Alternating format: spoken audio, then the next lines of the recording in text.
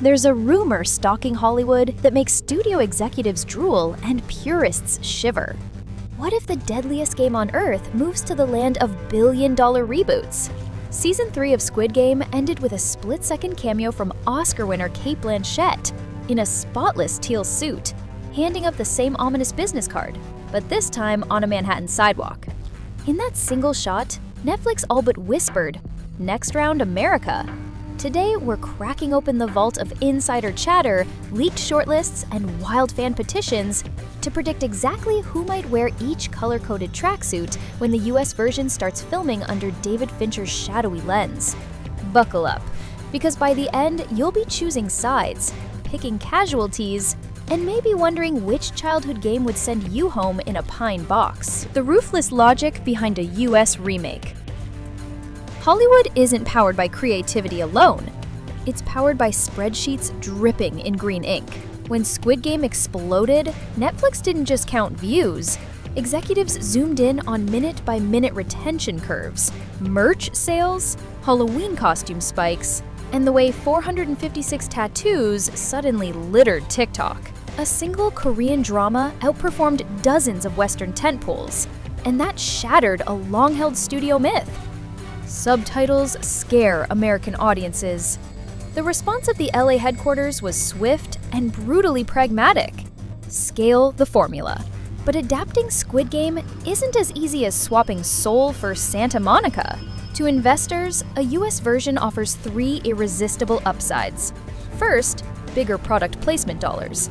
Think credit card giants, sports betting apps, luxury tech. Second, it relicenses the IP to every territory that still prefers local faces on billboards. Third, and most cynical, it gives Netflix a brand-safe avenue to crank up violence while dialing down the cultural nuances many execs never fully understood. Behind closed doors, think tank sessions framed the project as a morality mirror for American capitalism. Writers traded war stories about medical debt collectors, predatory student loan flyers, and the pandemic era's eviction frenzy. One showrunner nicknamed the pitch deck Hunger Games for adults with real bills.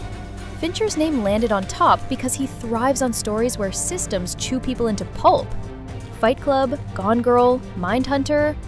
Insiders say his first note was simple, yet chilling. Make sure every dollar earned smells like blood. Meanwhile, fan communities lit up Reddit with uneasy excitement. Half wanted the social critique amplified, half feared Hollywood would sand the edges. In response, Netflix courted veteran Korean consultants to preserve the franchise's DNA while promising US viewers a sandblasted, concrete gray aesthetic that feels uniquely American. The strategy? Lean into cultural guilt. Where the original dissected class, the remake would dissect credit score slavery, bankrupt healthcare, and corporate cults. The business logic reaches even further. Merchandising teams already mock up Pink Soldier Funko Pops holding baseball bats instead of rifles. Theme park Imagineers tinker with a red light, green light animatronic that barks commands in syrupy English. And global licensing arms eye the Super Bowl halftime slot for a shocking first-look trailer. Because nothing ingrains a dystopia faster than 30 seconds sandwiched between nacho commercials. So, yes, a US remake is inevitable. Not because audiences demanded it, but because the machine smells a richer prize pool. The only question left, who will be desperate enough to play? And how far will they go before the glass bridge shatters beneath them? The Everyman Hero, recasting player 456. Finding America's Gi-hun is less about box office clout and more about a face that can switch from defeated to defiant in a single breath. Jake Gyllenhaal leads the field because he can look like a man whose credit cards are maxed out at breakfast and still pull off a volcanic rage by dinner. Insiders picture him as a divorced rideshare driver, the kind who keeps lottery scratchers stuffed in the visor and still Venmos his mom for gas money. Give that man a battered Metro card and a daughter begging for braces, and the sympathy graph goes vertical. But the streets are chanting a different name, Pedro Pascal, America's reluctant guardian. Viewers have watched him rescue Jedi babies and fungal apocalypse teens. Seeing him crumble under eviction notices would slice straight through their armor. The scheduling nightmare is real, yet rumor has it Netflix might tempt him with a back-end deal fat enough to retire his meme-friendly coffee mugs forever. Imagine Pascal trudging past boarded-up storefronts, clutching his grandmother's foreclosure letter, and you instantly understand why he'd sprint when that creepy doll yells green light. The wild card throne belongs to John Boyega, whose star still burns bright enough to carry a multi-season arc, yet fresh enough to embody genuine desperation. Casting him reframes the narrative around generational debt and the unspoken promise that a college degree would fix everything until it didn't. Boyega's public activism also layers meta intrigue. Would a player who's fought systems on screen and off bend his morals for a shot at that blood-soaked jackpot? Producers toy with a curveball too. Crowd-pleasing dual leads. Early drafts floated the idea of two 456-grade contestants, one male, one female, whose separate debts converge in a final soul-crushing twist. That concept keeps test audiences glued, paranoid that the coin toss of fate might force lovers or siblings into the last duel. If that path survives rewrites, keep an eye on Florence Pugh, whose mix of innocence and ferocity could weaponize empathy even harder than the original. Whichever name ends up emblazoned on that green tracksuit, the American 456 must embody an uncomfortable truth. In a nation addicted to quick fixes, scratch tickets, crypto spikes, fantasy sports parlays, there's always one more desperate gamble left to take. And when the marble sack empties, we'll all be wondering if the next player staring down the glass bridge is, in some twisted way, a reflection of us. The backstabbing best friend. Player 218. If 456 is the heartbeat, 218 is the aneurysm waiting to burst. Viewers must trust him just long enough to feel the knife slide in. So casting demands the perfect cocktail of brilliance, charm, and barely suppressed panic.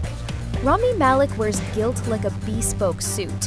His twitch-quiet intensity suggests a man who clocks every exit route before shaking your hand. Picture him as a disgraced fintech wonderkind, once celebrated on magazine covers, now blacklisted after a crypto crash that vaporized billions in pension funds. He joins the games not just to pay debt, but to erase a headline that brands him the Silicon Valley Grim Reaper. Malik's chiseled detachment would make each sly marble swap feel inevitable, like gravity claiming a dropped coin. Across the chessboard stands Oscar Isaac, a velvet-voiced schemer who can pivot from brotherly warmth to reptilian iciness between blinks.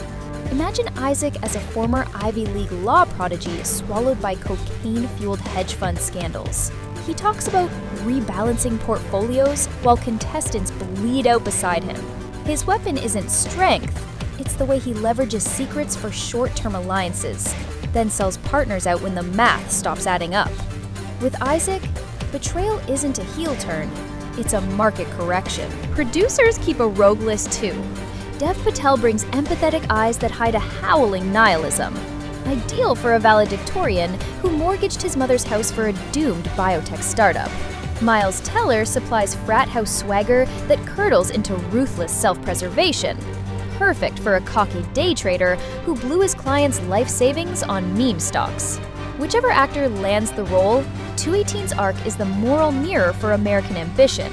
A genius who started with noble intentions, got seduced by leverage and loopholes, and now sees the games as one last spreadsheet where the numbers might finally balance. His inevitable heel turn shouldn't shock us, but it always will, because he'll do it with the same warm smile he used to promise everything's under control. And if betrayal leaves us reeling, the next contender will rip the bandage clean off. Meet the runaway who'd rather die than go back to the life she escaped. The runaway with nothing to lose. 067. When Ho-yeon Jung turned Sae-byeok into a global icon, she redefined quiet ferocity. US casting directors must replicate that magnetism. Jenna Ortega. Riding a Wednesday wave, she's proved she can deliver ice-cold stares and vulnerable cracks. Fan edits on TikTok already splice her dancing with Squid Game's Pink Soldier's beat. Zendaya brings Emmy prestige and Gen Z devotion. With Euphoria downtime, she could channel the survivor instincts hidden under Rue's frailty. Backstory tweaks. Instead of defecting from the North, the American 067 might be an undocumented migrant from Central America, fighting to smuggle younger siblings across the border. The moral weight deepens, and political commentary sharpens. Yet none of these players matter without the man behind the black mask. The Architects of Doom. Frontman, 001, and VIPs. Frontman choices send fandoms into meltdown. Bryan Cranston, America's beloved anti-hero. Picture Walter White's calculating glare amplified by basalt black armor. Giancarlo Esposito delivers bone-chilling calm. His voice alone could freeze contestants at green light. Fincher allegedly wants an actor who can command silence with a single exhale, and these two fit the bill. But the bigger mystery, who replaces the kindly Grandpa Twist? Player 001 candidates. Anthony Hopkins, at 87, still capable of flipping from frail to ferocious in half a heartbeat. Morgan Freeman, his warmth would make the betrayal land like a gut punch. Finally, the VIPs. Wang recently linked their masks to real-world tech oligarchs, name-dropping Elon Musk as inspiration. Expect cameo stunt casting. Cate Blanchett, already seated, maybe even Robert Downey Jr. as a cocky venture capital tyrant. The show could lean hard into grotesque Silicon Valley excess, crypto tigers instead of marble statues. But Squid Game isn't only death matches, it's also cat and mouse investigation, the lowly investigator.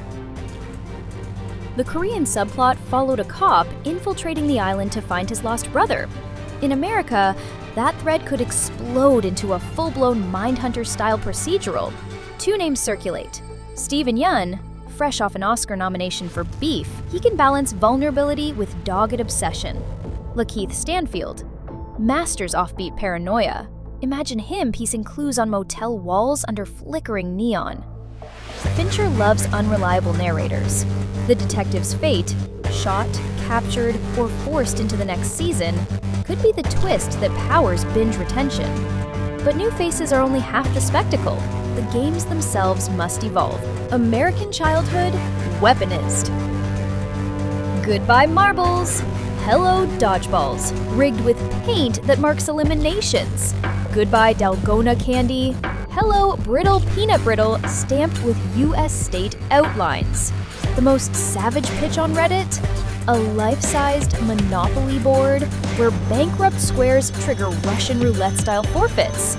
Fincher's art department is rumored to swap the original's saturated pastels for a desaturated Dust Bowl palette, turning Los Angeles hangars into industrial nightmares. Soundtrack? 9 Inch Nails Lullabies, reorchestrated by Trent Reznor.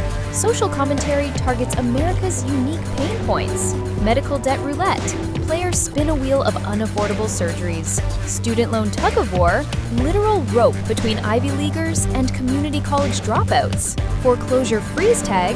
Contestants cling to cardboard cutouts of their auctioned homes. Each set piece embeds a sick joke about capitalism, and Fincher won't spare the audience.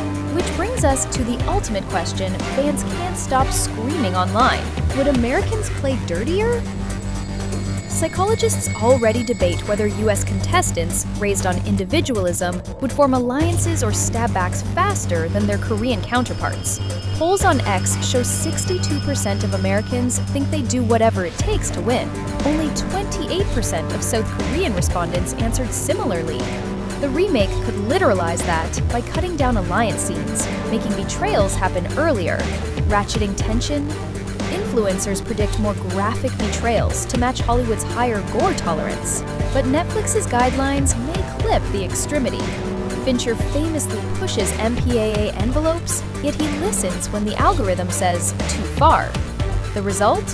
A nastier season that never quite shows the arterial spray. And that speculation barrels toward a finale nobody's guessed. Yet.